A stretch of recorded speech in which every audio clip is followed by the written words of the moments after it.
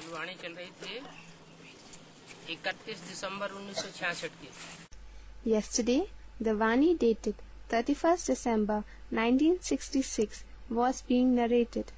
दूसरे पेज के मध्यांत में। At the middle of the second page. और बात चल रही थी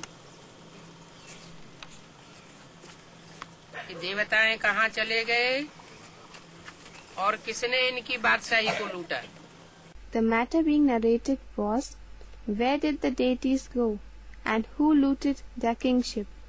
ये भी कोई जानते नहीं है।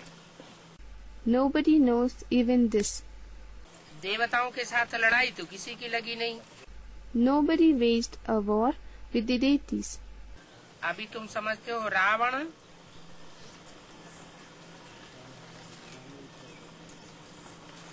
रावण है जिसके कारण दैवी संस्कार बदल करके आसुरी संस्कार बन गए हैं। Now you understand that because of Ravan, the divine sanskars have changed to demonic sanskars. जो देवताएं थे वो ही संग के रंग में आकर के असुर बन गए। It is the deities who got colored, that is influenced by company and became demons. अभी फिर से दैवी संस्कार धारण करने हैं। Now we have to imbibe divine sanskars once again. तो अपने में जांच करनी है, हमारे में कोई अवगुण तो नहीं है। We have to check ourselves. Are there any vices in us?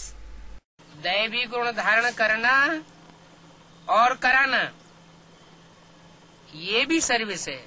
Imbibing divine virtues and enabling others to imbibe divine virtues, even this is service.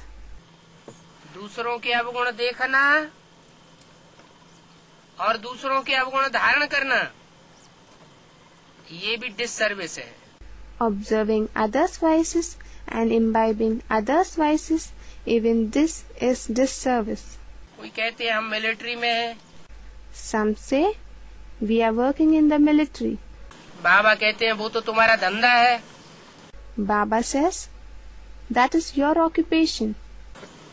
Military में तो रहना पड़े, कैंटीन में खाना पड़ता है। You have to live in the military. You have to eat in the canteen. बाकी तुम्हारी युद्ध तो रूहानी है। As regards your war, it is spiritual. तुम मिलिट्री में रह करके भले बंदूक आदि चलाओ। You may fire the gun, etc., while living in the military. जिस्मानी मिलिट्री से यहाँ रूहानी मिलिट्री का क्या connection? What connection does the spiritual military have with the physical military here?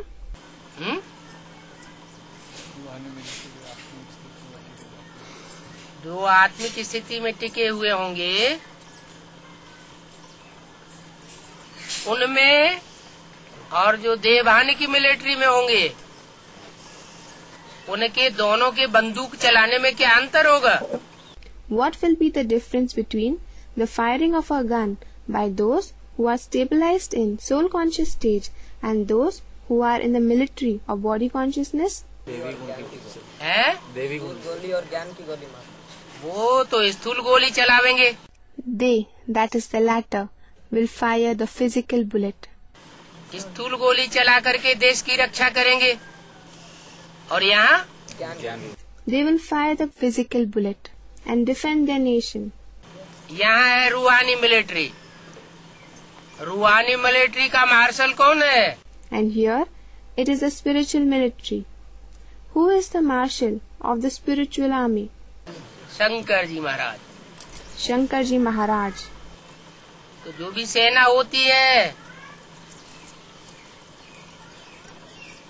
जैसे पांडवों की सेना थी, कौरवों की सेना थी, शास्त्रों में बताया हुआ है। Whichever army is there, for example, it has been mentioned in the scriptures. There was an army of Kauravas, Pandavas. तो कोई सेना नायक भी होता होगा। So there must be a commander of the army also. तो उनको ताकीद की जाती है सेना के वॉरियर्स को कि जो भी तुम्हारा सेना नायक है उसकी सुरक्षा करो।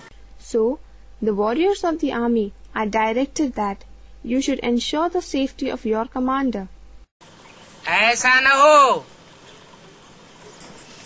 कि सेना नायक घेर लिया जाए, It should not be the case that the commander of the army gets surrounded, और सेना का जो नायक है वो ही जब घेर लिया जाए तो तुम्हारी सुरक्षा नहीं हो पाएगी, क्योंकि तुम्हें डायरेक्शन मिलना बंद हो जाएंगे, फिर तुम्हारी हार हो जाएगी।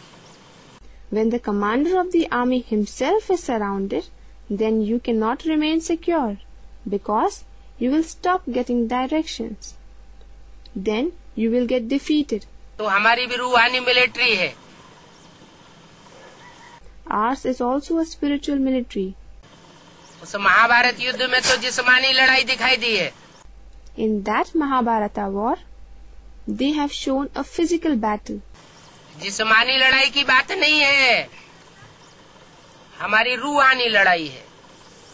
हम जो घेराव डालते हैं वो रूहानियत का घेराव डालते हैं।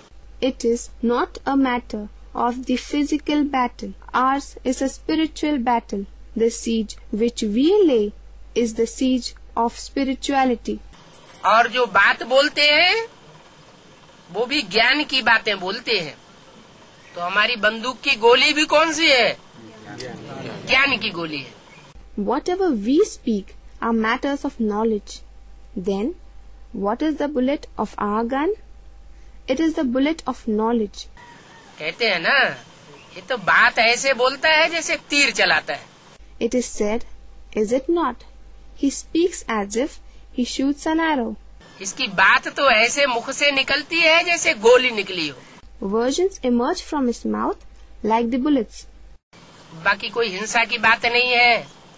अंदर से भाव रहता है कि ये ढीठ है, नहीं पलटता है, तो इसको गोली मारनी पड़े। As for the rest, there is no question of violence.